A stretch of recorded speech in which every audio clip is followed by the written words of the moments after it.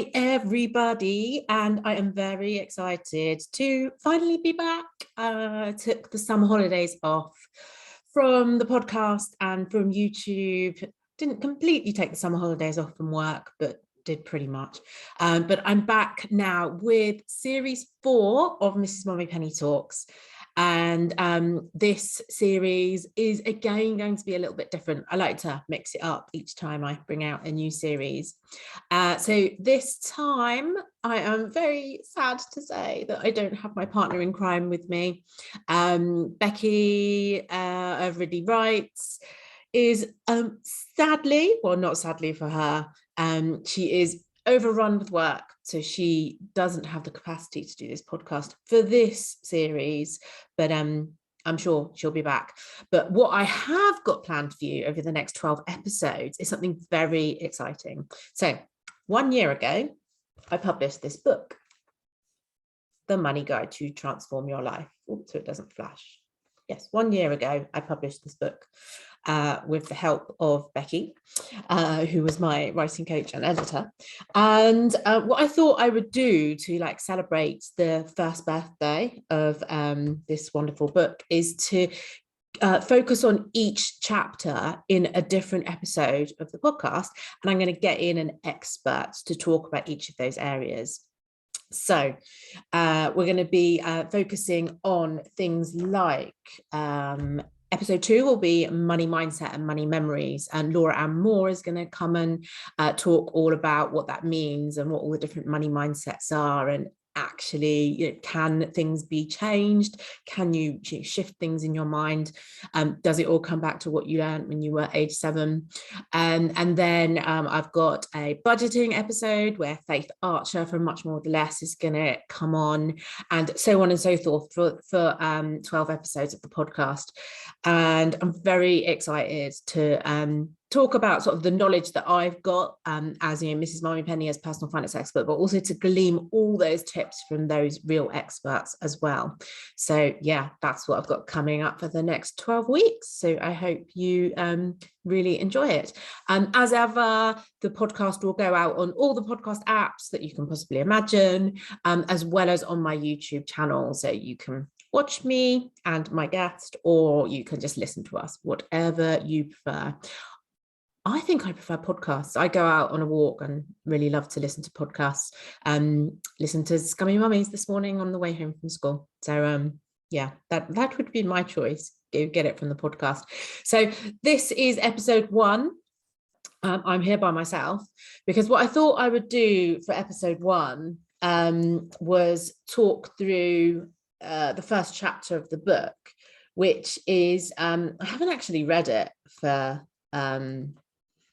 probably a year or so. I did no end of promotion for this book in the sort of the couple of months leading up to when it was published. I then did no end of promotion sort of in the first couple of months. Then it sort of petered off a little bit, but I still sell lots of copies of the book, which is very exciting. You can get it on my website. It's $12.99. I will send you a signed copy. I will personally sign, put it in an envelope and send it to you. Yeah, it's I'm so proud of it. It's done incredibly well, and it's just all the information you could possibly need in 200 pages of a book, 192 pages to be exact. It's split into 2 parts. So you've got the first part, which is all about sort of money for now. Then you've got the second part, which is all about sort of money for your future, your medium term, and for your longer term future. So I'm going to get some really great guests in to talk about some of those areas.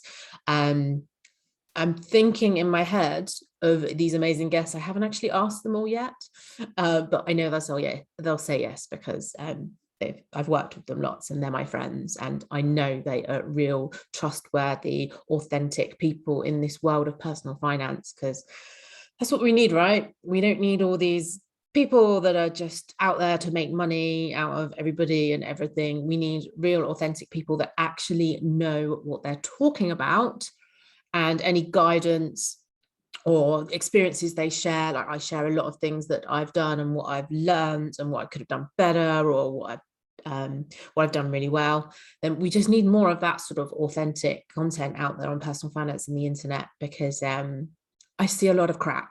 I see so much crap, and it's really upsetting and really frustrating. Like, I only want information out there that's going to make a real difference to people's lives, that is like true and right, and not leading you into, you know, a direction that might end up costing you money. So yeah, I've got some real trustworthy experts to come and talk to you about all sorts of things. So it's going to be an amazing series, and I'm really excited about it. So on that note, I'm going to talk through my story, and I've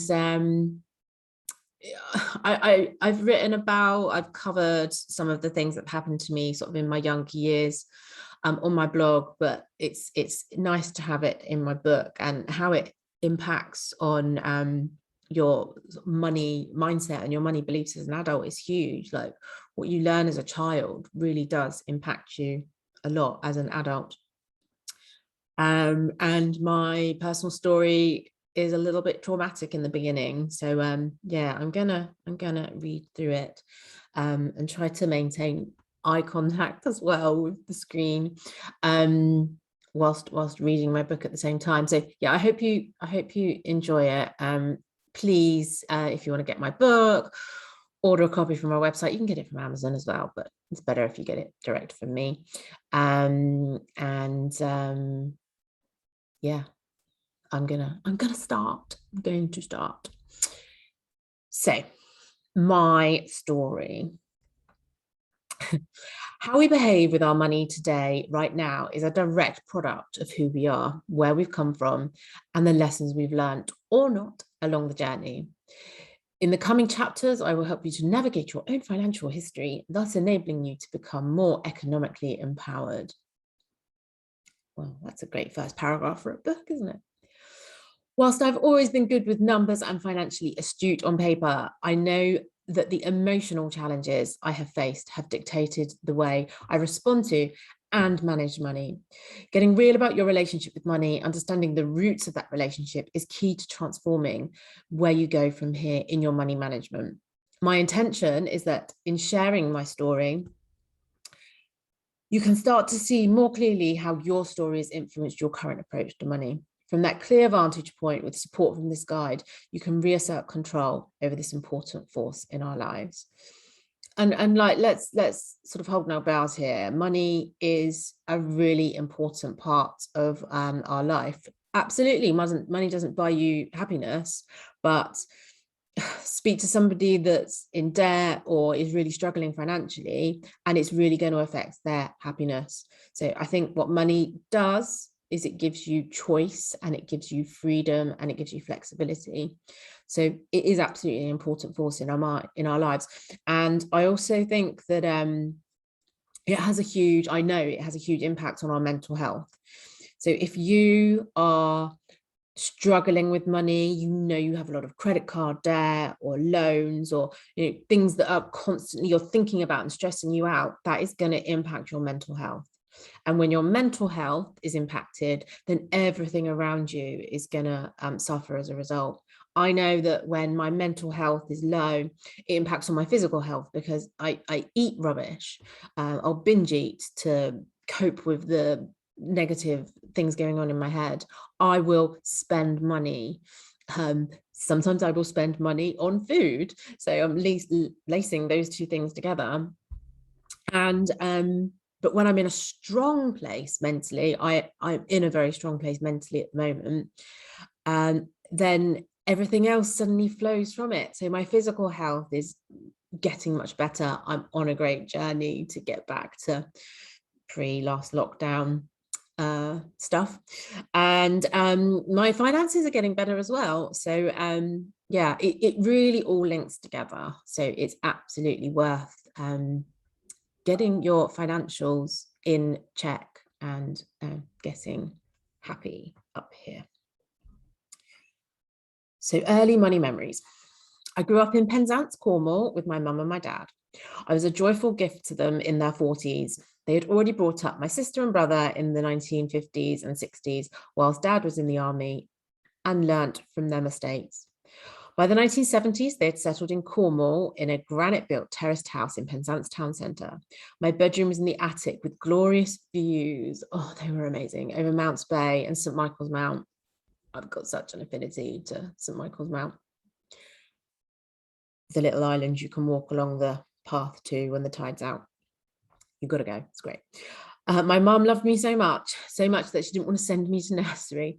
She wanted to keep me at home for as long as possible, just the two of us. Yeah, I didn't go to nursery. My earliest memories of money are linked to independence and me being given the freedom to learn and understand money and maths.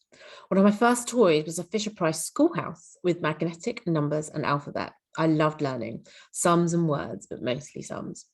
From the age of 6, I was responsible for counting the money my dad saved in a special silver tankard kept high up in our dresser. Dad and I would take the bagged money to the Bradford and Bingley Building Society, where I'd watch mesmerised as the cashiers recounted and banked the pennies. It wasn't long before I opened my first account, becoming the proud owner of an account passbook in which they would write, yes, write, this was the 80s, the amount I was paying in or taking out and update the balance with interest added. I loved looking at those changing numbers in that little book. I was given pocket money from the age of 8 and can do whatever I chose with it. Some was spent and some was saved. My childhood was blissful. I loved school, had lots of friends who adored coming over to my house. Mum welcomed everybody with open arms, butterfly cakes and blackcurrant squash. I never wanted for much as a child, but I never had big treats. We didn't go on foreign holidays, for example, but I was certainly treated at Christmas and birthdays with presents from my father's Christmas list. I had a strong notion of treats. We'd have a KFC or fish and chips every Saturday as our treat day and take an annual trip to Flambard's theme park for a family day out. Gosh, if I compare that to what I do with my boys now, they get so much more than that. Like an annual trip to a theme park. Probably did like 4 or 5 of them, 6 of them in like the summer holidays. Mostly our days out involved inexpensive activities such as coastal walks to Cape Cornwall or Cot Valley or the beach. The best days of my life are the hundreds I've spent on Long Rock, Marizine, Sennan and Porthcurno beaches with nothing more than swim things, a towel and a homemade picnic. I love the beach. A talent for numbers. My talent and love for maths was recognised early on in my life. My teachers embraced my love for maths and encouraged it. At the end of primary school, I was awarded a huge silver cup that I got to keep. I don't have that anymore, for being the most talented at mathematics. At the school leavers prize giving day at the end of secondary school, I again received the award for my mathematical ability. Secondary school was a joy, well, most of the time. At 11, I was in what I suppose you might call the middling clique, not the cool gang, not the naughty gang or the loser gang. We were just normal girls listening to Madonna and New Kids on the Block, Bros. We read Judy Blume and Virginia Andrews. We hung out at each other's houses every weekend, at Long Rock or Marizine Beach, whenever it was sunny. Being brought up in Penzance was pretty much the perfect childhood. At 15, I transferred to the cool gang. I don't know how that happened. It just happened. My soon-to-be best friend, Sophie, who got married recently, it's very exciting, invited me on a night out to Chapel Street, where, ironically, all the best pubs in Penzance were. From there, I quickly became a member of the upper echelons of the cool gang. Weekends were all about working in Oliver's shoe shop, age 14, or Dorothy Perkins, age 16, before heading home to get ready to go out. Evenings were spent in the many pubs of Penzance, the Admiral Benbow, the Regent, the Star, fake ID in hand, drinking Snakebite and Black until closing time, before stumbling onto the Zero, or the barn nightclubs, dancing till dawn. I don't think we danced till dawn, because I'm sure the clubs used to shut at 1 in the 90s. And then the end of childhood. So adult life hit me like a freight train in the summer of my 16th year. On June the 26th, I was awoken by my older sister to the news that my mum had died suddenly at the age of 58 of a heart attack. I was still a child, forced into adulthood too early. My memories of the aftermath of mum's death are a blur. I remember the funeral. I remember my two best friends being there to support me, all of us numb with the realization that we were still kids, yet one of us was suddenly without her mum. Those best friends' parents stepped in and scooped me up, having me over for tea, for sleepovers, doing the things that parents would do with their own children. I'm forever grateful to them for the love they showed me. My dad did not cope well. I had to take on my mum's role in running the house. I was the only child living at home. I became the cook, the cleaner, the ironing girl. Every week, my dad handed me an envelope filled with money to buy the weekly shopping. I clearly remember walking around Tesco's with a shopping list and calculator. I was 16, just about to start my A-levels in maths, psychology, and business studies. It was impossible not to think, surely this is a job that none of my 16-year-old friends are doing. I found the unfairness of the situation galling every day of my late teenage years.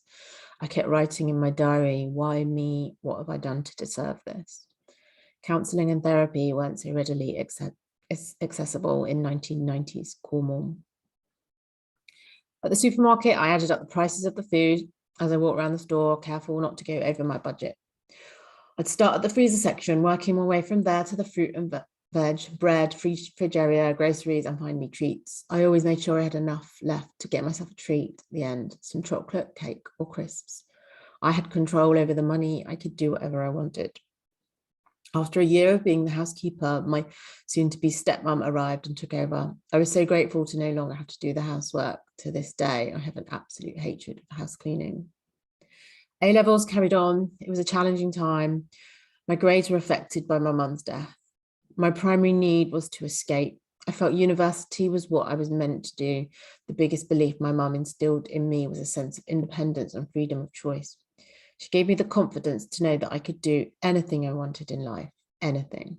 If I wanted to change the world, I could. She gave me freedom as a child to do whatever I wanted. When I made mistakes, I learned from the consequences, developing a resilience through her faith in me that has remained with me throughout my life. It is almost as if she knew she was going to die, so imparted a sense of independence and ability to cope with life in me through those 16 years we had together. I went off alone to visit all of my university choices: Warwick, London, Manchester, Bristol, Exeter, and Brighton. I chose Warwick and the best course in the country for maths, which was the Morse course, Maths, Operational Research, Statistics and Economics. My second choice was Brunel to study maths, statistics and management. Maths A-level was not, however, going well. I was predicted a B and I needed to get an A to get into Warwick. My dad ploughed money into this and paid for extra maths tutoring. It was not enough. I got a B for maths and my Warwick dreams were dashed. That fork in life happened and off I went to Brunel in West London for the next 4 years. So at the end of my first year at university, 5 days before the year-end exams, I got an early morning phone call on the payphone in the corridor of our first year flat. Cradling the receiver in my hand, I let out a scream. My dad had died of a heart attack the previous night. One of the lads from the ground floor flats came running out and wrapped his arms around me. My sister was leaving that minute to drive up to London from Penzance to collect me. University was a wonderful time and an awful time. I lost control of my life. All my security was ripped away from me, including financial security. And my life spiraled out of control. In my second year of university, a good friend told me the truth. I was out of control and I needed to seek counselling. You need those outspoken friends in your life. I went straight to my personal tutor and counselling was arranged, my first experience with therapy. University is where I learned bad financial habits and began overspending. It's where I learned how to play the system, how to maximise my grants and bursaries. I always worked in pubs, shops, plus a paid work placement for the third year of my degree. I learned about the ease with which I could acquire credit cards, the free money they granted me, and the joy of buying before I had saved the money for my purchases. I took out the maximum loans and earned lots of money working. I spent every penny on music, clothes, nights out, traveling every weekend to see friends at other universities. I got the best work placement jobs possible. 1 year of my degree was working with Marks and Spencer's on a business program. The training was amazing. as was the responsibility they gave me. I was running the Uxbridge store M&S food department, aged 21. Crazy. The money was astounding. I carried on working for M&S throughout my fourth and final year, writing my dissertation for them via an IT project for the year 2000. I graduated in 1999 with a 2-1 degree, with a first for my M&S dissertation. From there, I sailed into a graduate job with HSBC in the City of London, where I trained to become an accountant. My starting salary was 25,000. It's a lot of money when you're like 22. I moved into a cottage in rural Kent with my much older boyfriend, commuting into London Bridge every day. My 20s were an amazing time of fun, travel, working in great jobs with very little life responsibility. I passed all of my accountancy exams, qualifying as an accountant with a few more letters after my name by the age of 24, LIMBT, BSc, ACMA.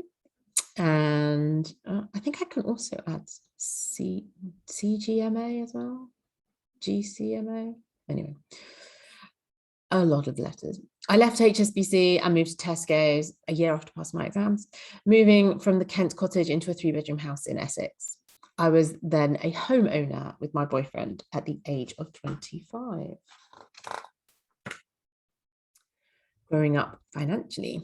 My financial education during my 20s came from my employers and working in finance, learning how to run a business in a financially sound way. I was surrounded by accountants, and we would happily and enthusiastically talk money and personal finance. I learned about the importance of saving, investments, and a pension. At the same time, I was spending money like it was water. I don't have anything to show for my 20s in terms of investments beyond a bit of equity growth in a house. None of my investments or pensions date back to my 20s. I worked for a bank, but I didn't put any money into my pension in my 20s. The relationship with the older man broke down in my late 20s. We became friends rather than lovers, which made for an amicable split. I left with 25,000, my share of the profit we made on the Essex house. I moved to Hertfordshire, much closer to my work with Tesco's, where I was rising through the ranks quickly in the finance department. I was earning around 50,000 by then, making huge financial decisions for one of the biggest retailers in the world. I moved on quickly relationship-wise to one that would result in marriage, quickly learning another financial strategy, shouldering financial responsibility that wasn't directly mine. Within 3 years, I was pregnant and married, 22 weeks pregnant on my wedding day, to be precise. My 30s were spent trying to balance everything imperfectly, perfectly. DJ was born when I was 30. Then I had my second child at 32, my third child at 35. After each maternity leave, I had to return to work sooner than I wanted because I was responsible for paying the mortgage, as well as many other things.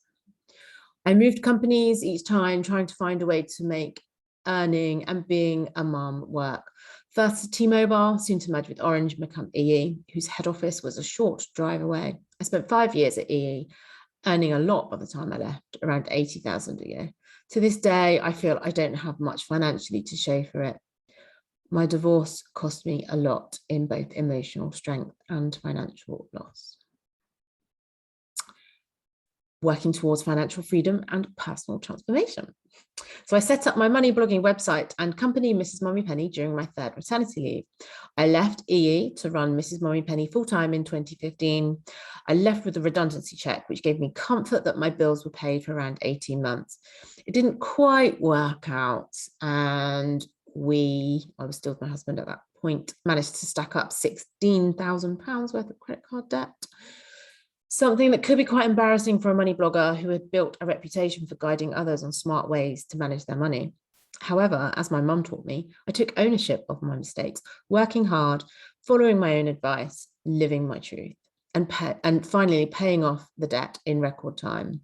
I wrote about the experience, believing, as I always have with Mrs Mummypenny, that maybe I can help others out there who are struggling with thorny issues like paying off debt. Ironically, writing about how I managed to solely pay off that 16,000 debt. Yes, it was solely, no one helped me to pay off that debt. in 2 years is one of the most successful stories I've told via my blog. The story has been picked up and retold in many major publications and media, including the Financial Times. I wrote an article for the pink paper. It's framed on my wall. The Sun, the Huffington Post, the iPaper, BBC Radio and TV, like it's been everywhere. Very, very proud. My marriage broke down and ended in 2019, and the divorce was granted in 2020. My new beginning and my transformation were complete. Whilst I've always been good with numbers, as you can see from my story, that hasn't seamlessly translated into a life free from financial mistakes. Each chapter of my life, each mistake I have made has brought with it lessons that have enabled me to figure out how to do things differently going forward. Like you, I felt miserable and depressed at my financial situation at times, elated and free to spend wildly at others. We are all, after all, human. It's not our mistakes that define us, it's what we do with them that counts. That's a good line.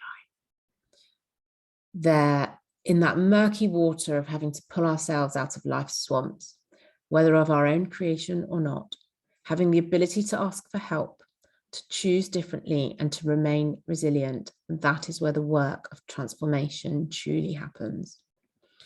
I am now looking forward to financial freedom. I own my own house with equity, soon to move to a new house. I have no credit card debt, just paid off my car loan. I don't have any consumer debt anymore. I have a pretty decent pension now. I have investments. And I have my wonderful business, Mrs Mummypenny, which is priceless.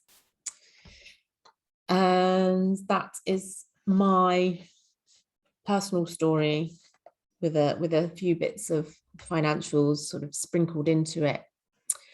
But yeah, those big events that happen in our childhood, in our younger and formative years, have such an impact on us in later life. I can safely say I don't think I've really got in control of my money until my 40s. 20s was all about spending, 30s was all about having kids and little children or being pregnant. 40s was a realization of, yeah, I need to really start sorting this out. And I'm well on the journey, a long way to go. Hope you enjoyed that. I think I did well by not crying at certain points of that story. Yeah, I'm just really excited to share some of the key themes from my book with you, with my incredible guests. I'm just going to run through what the episodes are going to be with you from my book. So episode 2 is going to be about money mindset and memories with Laura Ann Moore. Episode 3 is simple budgeting with Faith Archer. And then we've got episode 4 is going to be about debt. I'm hoping that Marie Ellis will come on to talk to me for that episode, because she wrote me a debt story on my blog. So I've got a series of debt stories that lots of guests have written, and hers by far the most popular. Yeah, she's got a great debt story, and out of debt. Then we've got episode 5, which is going to be about money saving ideas for like your household, and I'm sure all kinds of interesting things will come up there. Then we've got episode 6, which is going to be about family life and saving money, and Holly of Thrifty Mum is going to come talk for that episode. Then we've got the next episode on food money saving. I'm going to ask my friend Amy, who's written an incredible book called Hob. I hope she'll come on. And then the next episode is going to be about healthy body and mind. And I'm going to bring in somebody specifically who talks about mental health for that one. Then we've got an episode on making money. I'm going to get Jordan Cox to come onto that one. I've not asked him yet, but I'm sure he'll say yes. And then we go on to the more forward-looking chapters, episodes even. So we'll have episode 10, which is going to be about protection. So specifically illness, death, wills, because of the person who's going to come on to talk to me about this subject. It's going to be a great episode.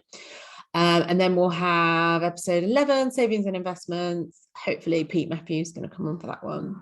Brilliant guy, knows so much stuff, and such a lovely guy. And then the final chapter, the final episode will be about pensions and the real longer term finances. And hopefully I'll get somebody from Pension Bee to come for that episode. So yeah, that's where we're going with this series 4 of Mrs Mummypenny Talks. I should do a little check. I'm sure I'm up to 200 episodes of this podcast and YouTube video now. But yeah, thank you ever so much for listening or watching. And I should be back. I publish these every Tuesday around 12 noon, lunchtime. And yeah, you can get them on all the podcast apps and on YouTube. And I'll be sharing these episodes all over social media. Mrs Mummypenny UK on Instagram and Twitter. You know where to find me.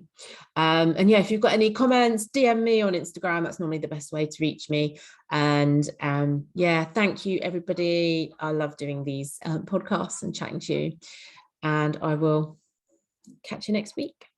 Bye. Do you hear that scratching? That's a cat at my window. Lovely. Thanks, Trev.